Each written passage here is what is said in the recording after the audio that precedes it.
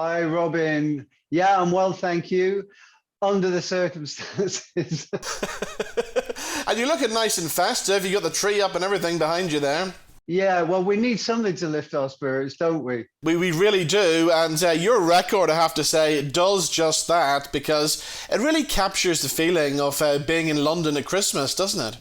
I wanted to try and avoid the obvious lyrics for a Christmas song. And I always wanted to write a song about London because I've lived there 35 years and I've traveled the world, but I still love London. I love the theatre because I started in theatre. And, they only talk about two places in the world for the best theatre, which is obviously Broadway and West End. I'm going to take you back to the 1980s because, of course, when you started off, you were part of Kajagoogoo, who were massive in the 1980s. And it must have been great to have so much success at such a young age. Oh, absolutely. Absolutely. To be 23 years old and have your first single go to not just number one in the UK, but number one around the world.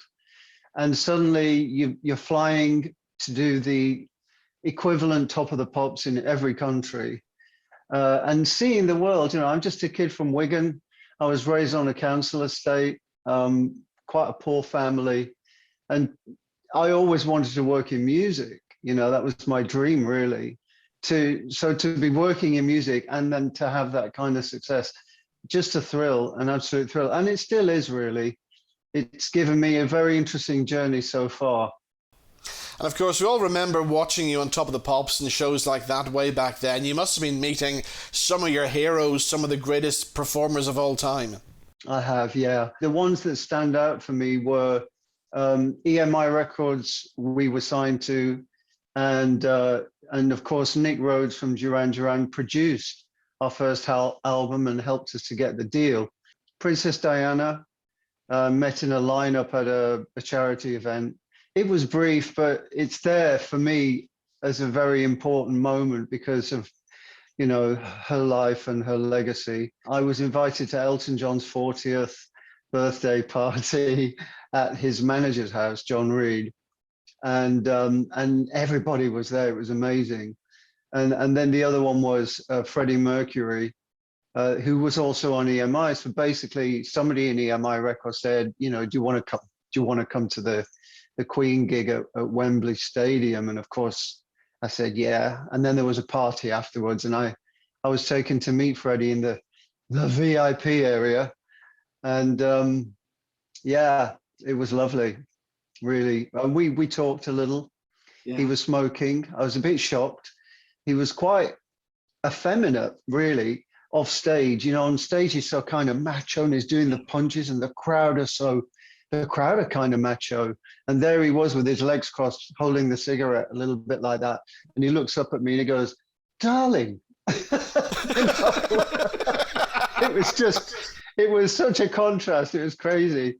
And again, it's such a lovely memory. You might be the first person I've shared that. Oh, well, brilliant. We got an exclusive. Brilliant. So you had the big machine working with you back then, but now today you're releasing One Wish for Christmas totally independently, totally different. What's your feelings about that? The social media and the internet and the streaming sites have given artists like myself and new artists a way out there to the new public or to the old fans, whereas without that, no record company wants to really sign old artists. It is great if you can have a conglomerate behind you, but they're so hard to get into. There's, in my day, there were like 25 record labels that you could go to try and get a record deal, and nowadays they've all been swallowed up by the big boys, and basically you got four companies. You got Sony, Warner's, Universal, and one other, and it's just impossible. So thank God for online. Are we going to hear any more new music from you in 2022? Yes. So look, the important thing to explain is in 2019, two massive American TV shows used my two biggest hits. So Neverending Story was used in Stranger Things on Netflix. And the streams of the song went absolutely crazy. They went up from 300,000 a month to 1.5 million. Wow. And then Too Shy was used in American Horror Story. Now, these are global shows. Yeah. They introduce the songs to new audiences, to new younger audiences. In American Horror Story, not only did they use the song, but they actually had Kajagoogoo in the storyline and an actor playing me. So when all this happened, I thought, okay, I wonder if anyone's interested in hearing anything new. So in June 2020, last year, in the pandemic year, when I was sitting around like all musicians, all performances cancelled, twiddling my thumbs, I thought, well, okay, to keep sanity, I'll get creative. So I put out my first single in 10 years, and the responses were so good that kind of encouraged me to do the Christmas track. So the Christmas track that we started talking about came out last year. I'm re-releasing it this year. I'll re-release it next year. I'm going to work it really hard until I hopefully make that thing popular. Yeah. So from those two tracks and from the responses that I've had, I've decided to record my first album in 25 years. Wow. So that's a threat, Robin. So what's Christmas got in store for you then? My lovely 83-year-old mum will come down on the 16th from Wigan. She'll stay with me for a week and hopefully we will go to the theatre. I'm taking her out for a nice dinner lunch thing on New Year's Day with my partner's father, who's 85. Wow. So that'll be nice.